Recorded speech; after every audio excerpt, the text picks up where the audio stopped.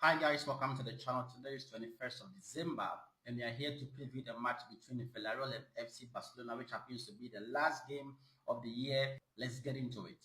Before we go into the review, in the month of December, Barcelona were set to play 7 fixtures across different competition in the La Liga, the Copa del Rey, and also the Champions League. And how did Barcelona do in these 7 fixtures? In fact, they came out victorious in all of these 6 fixtures. And the last fixture for today is between Villareal away. So Barcelona won against Atletico Madrid 3-1 away, and then also Barcelona won against Real Betis 5-3 away, and then Barcelona won at home against Eintracht Frankfurt in the Champions League.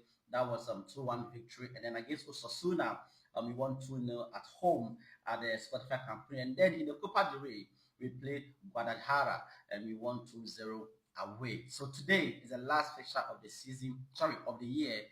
Villarreal, on the other hand, they have been on great winning streak, but unfortunately in the Champions League, they lost 3-2 to Copenhagen, who have been really, let's say, terrible in the Champions League. That goes to tell you the inexperience of Villarreal in the Champions League. And also against Racing Santana in the Copa del Rey, Villarreal lost 1-2 away to Racing Santana. So these are the last 2 games they played. They have 2 losses, and also in the past 5 games, they had 3 wins. Now, going into this fixture, both teams are suffering some injury blows. Let's start with Barcelona. We know for Gavi, he's been injured for quite some time now. He's still in his recovery process after his surgery. Then Omo, with the shoulder injury, is still in his recovery phase, as well as Ronald Araujo, who's been absent for personal reasons since the Chelsea game. He's never been the same. We've heard a lot of news about he going to Israel, whatever it is, for his recovery process, etc. Now, the recent injury blow to Barcelona happens to be Pedro Gonzalez, yes, the master midfielder. He's been hit with a muscle injury, and the club is taking precautionary measures not to play him in this game, and therefore will be available when they return from the break against Espanyol. Now, the recent injury blow is also Andre Christensen, who is suffering from a knee injury, and for that reason, he will not be able to play in this game. Villarreal, on the other hand, do have a couple of absentees. Of course, we can talk about Akomach, who is on international duty to play in the AFCON for Morocco. We can talk about Cabenes, who has a knee injury. Cardona has a muscle injury. Costa, knee injury. And we have Gay, who's also on international duty. And we have Cambuala, hamstring injury. And then Moreno, a muscle injury. And Thomas Partey, who's also having an injury.